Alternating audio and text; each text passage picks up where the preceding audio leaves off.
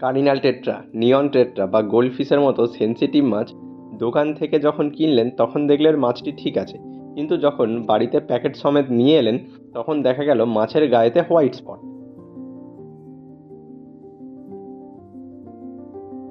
অথবা দেখা গেল আপনি মাছ কিনলেন, মাছকে সঠিকভাবে অ্যাকুমুলেট করলেন, আপনার ট্যাঙ্ক সাইকেল, তারপরেও মাছের গায়ে হোয়াইট স্পট এসে গেল। আর সবচেয়ে ভয়ঙ্কর বিষয়, এই হোয়াইট স্পট আপনার পুরনো হেলদি মাছগুলোকেও আক্রান্ত করে ফেলতে পারে। আজকের ভিডিওতে আমি দেখাবো কিভাবে হোয়াইট স্পট হয়, কেন হয়, এটি একদম সেফ ও প্রফেশনাল পদ্ধতিতে কিভাবে কিওর করবেন। আমি কুশল, আপনি দেখছেন the aquarium mechanic. Cardinal tetra, neon tetra এরা খুব সেনসিটিভ প্রকৃতির। দোকান থেকে আনার সময় তারা অলরেডি স্ট্রেসে থাকে। তারপরে transport stress, temperature fluctuation, water parameter change এবং মাছের উইক ইমিউনিটি, এই সব কারণের জন্যই মাছের গায়ে ইক বা হোয়াইট স্পট দেখা যায়।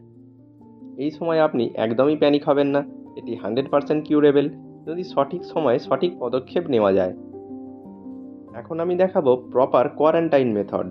এটি আপনার কিনে আনা নতুন যে কোনো মাছের ক্ষেত্রেই প্রযোজ্য। এরপর আপনাকে যেটা করতে হবে, একটি কোয়ারেন্টাইন ট্যাঙ্ক সেট আপ করতে হবে। একটি আলাদা ছোট কোয়ারেন্টাইন ট্যাঙ্ক বা কন্টেনার নিন, একটি হিটার দিন, একটি স্পঞ্জ ফিল্টার ব্যবহার করুন, তাতে দিন অ্যাকোরিয়াম সল্ট, কোনো রকম সাবস্ট্রেট বা ডেকোরেশন দেবেন না। এই কোয়ারেন্টাইন ট্যাঙ্কে থাকার দরুন মাছকে প্রথম 24 ঘন্টা কোনো খাবার দেবেন না। তারপর আপনি খুব অল্প পরিমাণে খাবার দিতে পারেন। কোনো রকম লাইট ব্যবহার করবেন না, মাছকে ডিস্টার্ব করবেন না। মিনিমাম 3 থেকে 4 দিন আপনি অবজার্ভ করুন। এই 3 থেকে 4 দিনই মাছের ইমিউনিটি সিস্টেম স্টেবল হবে। তারপর যদি দেখেন মাছের কোনো সমস্যা নেই, তাকে ধীরে ধীরে প্রপার অ্যাকুমুলেট করে মেন ট্যাঙ্কে ছাড়তে পারেন। নতুন মাছ ট্যাঙ্কে দেওয়ার সময় ভুল করবেন না। ভুল অ্যাকুমুলেটের কারণে মাছ মারা যেতে পারে। সঠিক ও সহজ পদ্ধতিতে কিভাবে সেফলি মাছ অ্যাড করবেন এবং তাদের হেলদি রাখবেন, তার সম্পূর্ণ স্টেপ বাই স্টেপ ভিডিও আমার চ্যানেলে আছে, আপনি অবশ্যই সেটি চেক করে নিন। নতুন মাছ কিনে আনলেন, প্রপার অ্যাকুমুলেট করলেন, ট্যাঙ্কে রিলিজ করলেন, তারপরে দেখলেন মাছের গায়েতে হোয়াইট স্পট। সেক্ষেত্রে আপনি কি করবেন, আসুন জেনে নিই। প্রথম যে স্টেপ, আপনি প্যানিক হবেন না। অ্যাকোরিয়ামে দিন একটি হিটার। হিটারটি 28 ডিগ্রিতে সেট করুন। অ্যাকোরিয়াম সল্ট অ্যাড করুন। চাইলে আপনি জেনারেল কিওর বা অ্যান্টি ইক মেডিসিন ইউজ করতে পারেন। সেক্ষেত্রে আপনি অল্প পরিমাণে স্ট্রেসিল সলিউশনও ব্যবহার করতে পারেন। 24 ঘন্টা মাছকে কোনো খাবার দেবেন না। 2 থেকে 3 দিনের মধ্যেই নোটিসেবল ইমপ্রুভমেন্ট পাবেন। এই ট্রিটমেন্ট চালু করার 2 থেকে 3 দিন পর আপনি 10% অ্যাকোরিয়ামের জল পরিবর্তন করুন এবং সাথে অ্যাড করুন নতুন জল। তাতে দিন রক সল্ট এবং জেনারেল কিওর। যদি আপনার গোল্ডফিশে হোয়াইট স্পট এসে থাকে, সেক্ষেত্রে আপনি খাবার হিসাবে সেদ্ধ করা মটর বা ভেজিটেবিল দিতে পারেন।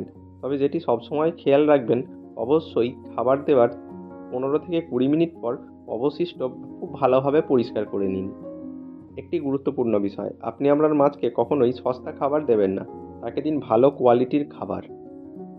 খাবারের গুণগত মান যত ভালো হবে, মাছের হেলথ, মাছের ইমিউনিটি সিস্টেম তত ভালো থাকবে।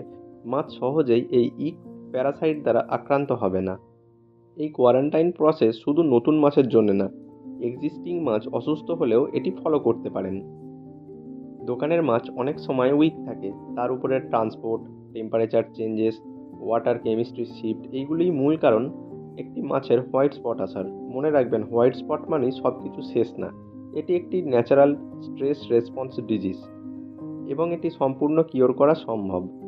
যে কথাটি আমি আবার বলতে চাই, মাছকে আপনি ভালো খাবার দিন, এতে মাছের ইমিউনিটি পাওয়ার ভালো থাকে এবং জলটাও পরিষ্কার থাকে, ফলে মাছের কোনো রকম স্বাস্থ্যের অবনতি দেখা যায় না।